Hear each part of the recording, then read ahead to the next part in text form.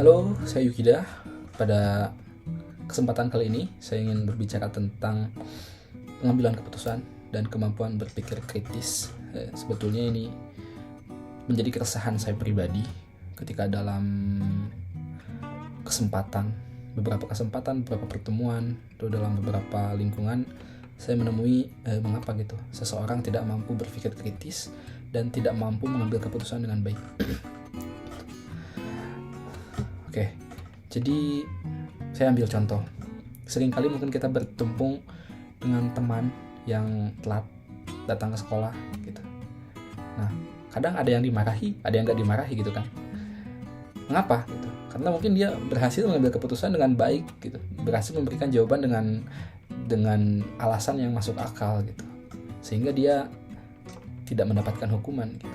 Sebetulnya itu mungkin contoh buruk, tapi dalam sisi lain itu adalah suatu contoh untuk bisa mengambil keputusan gitu. Itu yang pertama.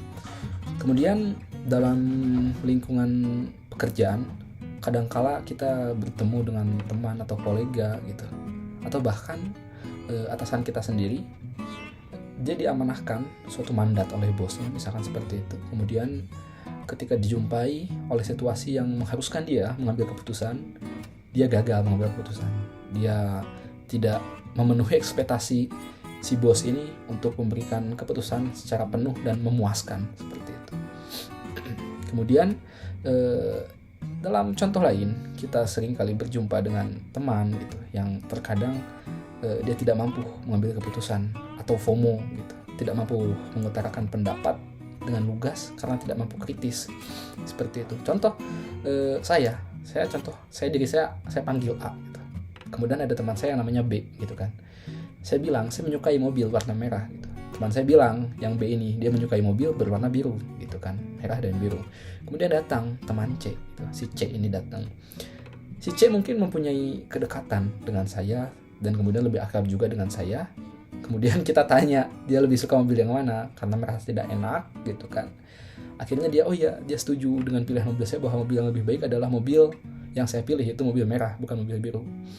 Nah, padahal bisa saja itu kan, itu merupakan pertanyaan jebakan dari saya atau pernyataan jebakan yang memang pada sesungguhnya mobil yang saya pilih ini, yang merah ini, memang lebih buruk, lebih jelek.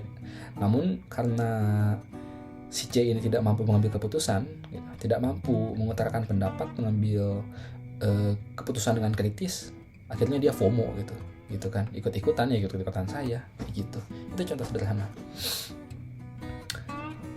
Oke, dalam kehidupan sehari-hari, bagaimana kita memperbaiki untuk kita bisa mengambil keputusan dengan baik gitu.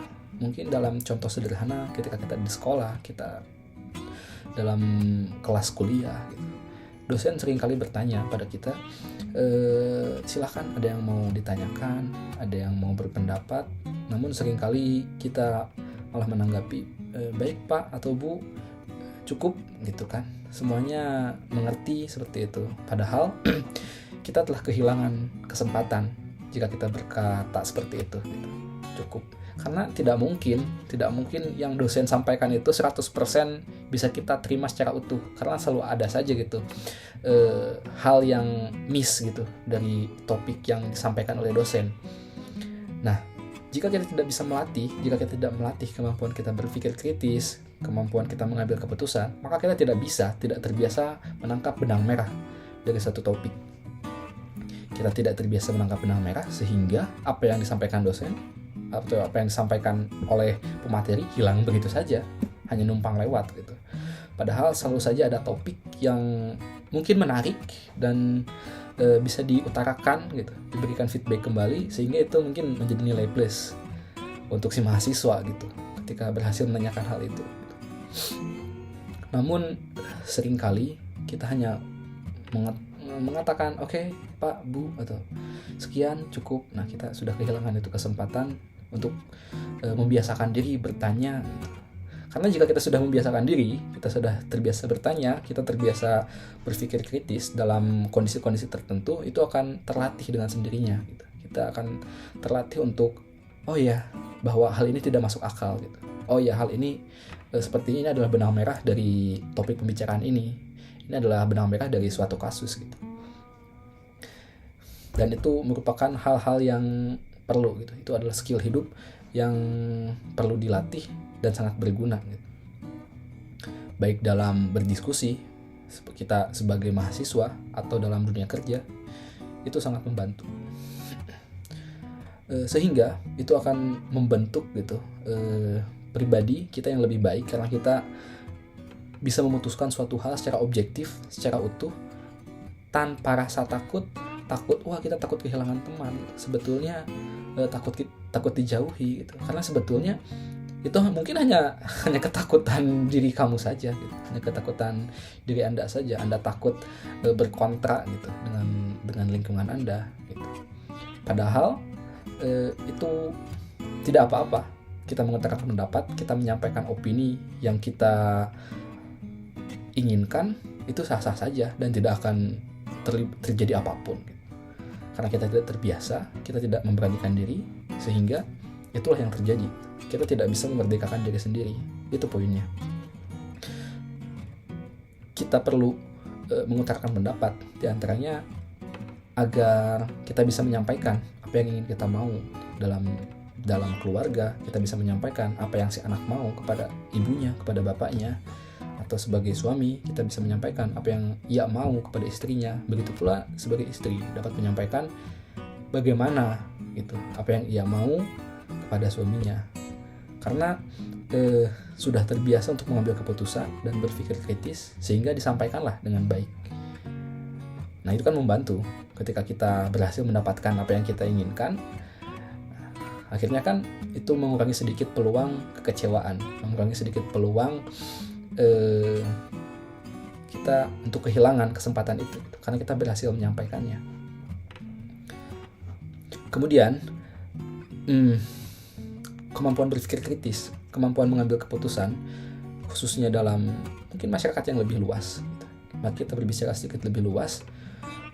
Apa yang terjadi ketika orang-orang, mungkin 100 orang atau sekumpulan orang, seperti contoh si C tadi, dia tidak berani untuk mengambil keputusan, dia tidak berani untuk mengutarakan opini dan pendapatnya, dia tidak bisa mengambil kesimpulan dari suatu materi, dari suatu topik, tidak mampu mengambil benang merah. Apa yang terjadi? Akhirnya mereka tidak mampu mengambil keputusan dengan penuh gitu. Ketika misalkan satu contoh, suatu pimpinan dalam suatu grup, pimpinan ini salah gitu, dia salah. Kemudian karena 100 orang anggotanya ini adalah orang-orang yang tidak berani mengutarakan pendapat, tidak bisa kritis, tidak bisa mengambil benang merah dari suatu peristiwa, sehingga terbawalah sesat 100 orang ini gitu. Seperti itu. Dan itu yang sebetulnya kita harapkan untuk kemajuan bersama mungkin ya. Dari masyarakat kita ini umumnya, kita mampu untuk menilai suatu hal, mungkin banyak hal secara kritis dan objektif. Kita mampu mengambil suatu benang merah dalam setiap peristiwa yang terjadi di negara ini gitu. Jadi kita tidak bisa dibodoh-bodohi pada akhirnya tentang janji-janji hal yang tidak mungkin terjadi gitu. Karena kita bisa menilai secara kritis dan kita bisa mengambil keputusan, oh iya, Anda salah. Tidak bisa apa yang Anda sampaikan seperti yang Anda inginkan gitu. Tidak objektif itu. Seperti itu dampaknya. Dan mari gitu, kita biasakan diri kita untuk terbiasa beropini, terbiasa menyampaikan pendapat. Mari merdekakan diri sendiri langkahnya. Mari kita kritisi gitu. Banyak hal. Berkritis bukan berarti kita memusuhi, bukan berarti kita ingin selalu berdebat, bukan seperti itu. Tapi mengkritisi kita adalah kita melatih diri kita untuk berpikir kritis, untuk selalu menilai dan menimbang segala sesuatu. Ini adalah benar atau salah, ini adalah baik atau tidak gitu. Mungkin sederhana diucapkan, tapi bila dalam kehidupan yang sesungguhnya, dalam sekolah, dalam lingkungan kerja, dalam lingkungan pertemanan, kadangkala bila kita tidak melatih kemampuan ini, kita kehilangan. Kita tidak bisa mengambil langkah apa nih yang harus diambil ketika dalam situasi terdesak. Kita tidak mampu mengambil keputusan dengan baik. Seperti itu. Mungkin sekian pada video kali ini. Ada kesempatan lain kita bertemu kembali. Thank you.